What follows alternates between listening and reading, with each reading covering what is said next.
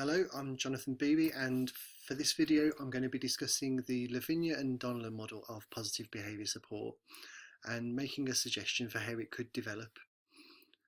So for those of you that don't know the LaVigna and Donnellan model, it's this table here, and it's split up into two separate areas. We've got the proactive side and the reactive side.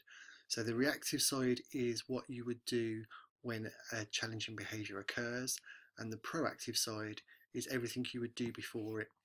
And Gary LaVigna would say that there is a very bold line between the proactive side and the reactive side.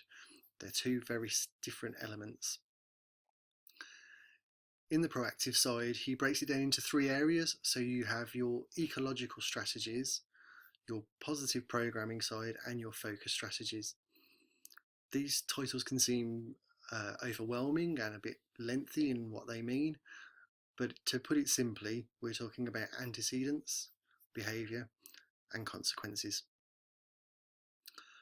So how I would see this working would be that we would be doing a functional assessment first and identifying what the function of the challenging behaviour was, and then we would be looking at the positive programming side about how we're going to teach the person a better way of getting to that function. It might be teaching a person a completely new skill, or it might be about further developing a skill that they already have.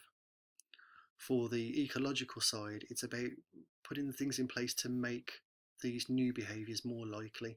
So how are we going to prompt those behaviours? How are we going to make the environments more enabling so these positive behaviours happen more often? And for the focus strategy, I would see it being about the reinforcement of the new behaviours that we're trying to encourage. So we'd be looking at how do we make these new behaviours more rewarding and make sure that they meet the function that the person is after. What you'll sometimes see with the LaVigna and Donnellan model will be you'll see some ecological strategies in here that are early prevention of crisis situations. So you'll see some antecedent manipulations, making sure that people are avoiding those triggers of those behaviours that are challenging to others. In the focus strategy side, you'll sometimes see some of the reactions to early warning signs of challenging behaviours. So you'll see distraction and diversion creeping into this area as well. So I personally don't feel that's the most tidiest way of looking at it. There are other models of positive behaviour support that you'll come across. This one here is a one that's commonly depicted.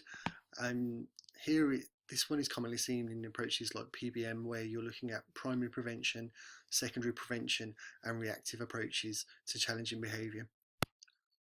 Proactive, for example, would use a similar model. They would just call them different names. So in Proactive, this is called proactive approaches. Here it would be called active approaches, and at the top would be reactive approaches to challenging behaviour. The challenge with this model is that it is focused on the behaviour and not the function. All of your interventions are focused on what is the behaviour and what are we going to do to prevent it from happening. And that isn't the aim of PBS. So going back to the LaVigna model, I think it would be a good idea if we just dropped the reactive strategies from it. Therefore, we can focus on what are we doing to help the person learn new skills to meet the function at this level, focusing on teaching new skills, setting the right environments to encourage those skills, and making sure that those skills get reinforced. We could then add on to the top of that the primary, secondary, and reactive model. So we've got a layer where we're looking at function, then we're looking at primary prevention of the challenging behaviour, secondary prevention of the challenging behaviour, and reactive responses to when the behaviour occurs. By doing this, we can remove things like antecedent control from here. We can remove distraction and diversion from here.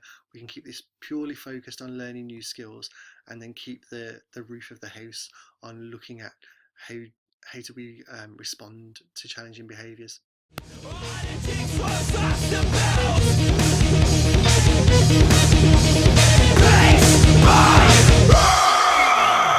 Open their minds.